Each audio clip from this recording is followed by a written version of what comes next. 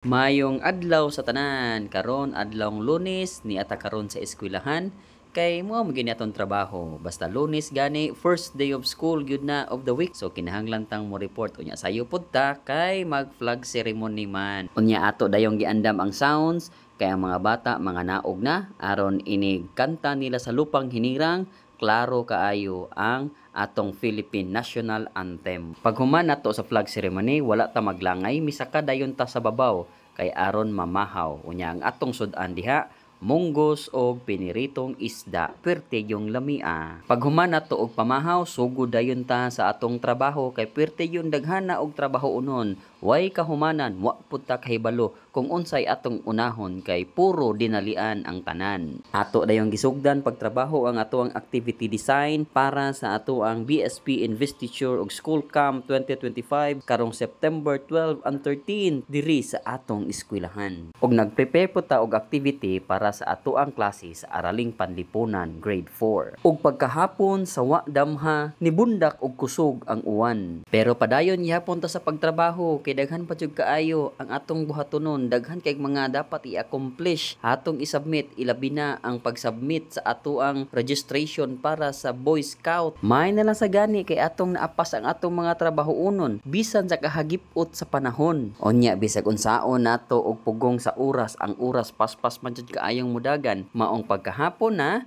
padung na manguli, ato na lang pong gi-shutdown ang ato ang laptop kay mauli na pud ta. Sa dili pa ta mauli, dapat man sa inyo manghipos ta sa ato mga butang para ugma inigbalik nato. Hapsay na pud ang atong lamisa. Dili na pud ta manghinlo na pud. And we are ready to go. Unya ato po nang i-off ang suga para walay disgrasyang mahitabo sulod sa ato ang eskwelahan. Unya sa atong pagkanaog, maghinay-hinay lang ta. Dili ta magkiat kay daghan ra bang batang manggawas basin niya hinuog mga dagma na hinuon ta nya hagdanan ra ba ni napata sa 4th floor. Unya paghuman nato og logout sa biometric, diretso dayon ta sa atong e-bike kay mao man ni atong sakyan padung pauli. Unya pag-abot sa balay kay gutom naman kaayo, ni kaon dayon ta. Atong gitiwas ang atong gilutong munggos ganinang buntag. Unya naa sad nay pares nga pipino og okra og kamatis. Unya paghuman nato og kaon, ato sa gyud gipanghugasan ang atong mga gikanan. Kay di masad pwede ato lang biyaan kay basin unya ay hinuog dugukon na hinuon sa mga otitod nya ugma sa buntag igmata nimo manghugas na pugka. Kung kahibalo gani ka mo kaon, dapat kahibalo sa jud kang manghugas. Unya kay hapit naman ni mahuman ang akong video,